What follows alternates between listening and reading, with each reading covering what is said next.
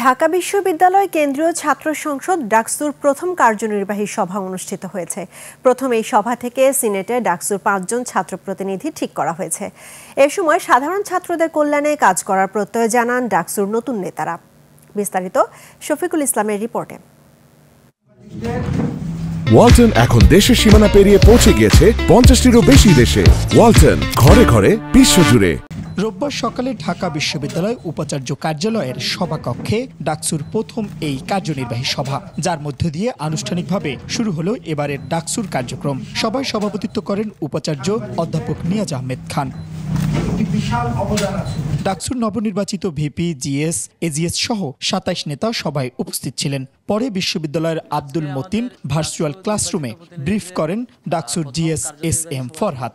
যে মতেরই থাকি না কেন, যে দলের যে মতের যে চিন্তার পার্সোনাল যা থাকুক না কেন, আমরা সবকিছু পেছনে রেখে শিক্ষার্থীদের প্রতিনিধিত্ব করে শিক্ষার্থীদের ভয়েসগুলো রেজ করতে চাই। পরে ভিপি আবু সাদিক কায়েম এখন থেকে শিক্ষার্থীদের সমস্যা সমাধানে কাজ করার প্রত্যয় ব্যক্ত করেন। আমরা সবাই প্রতিনিধি, শিক্ষার্থীদের কাজ হচ্ছে আমাদেরকে প্রশ্ন করা, আর আমাদের কাজ হচ্ছে আমরা যে কমিটমেন্টগুলো দিয়েছি সেগুলো বাস্তবায়ন করা।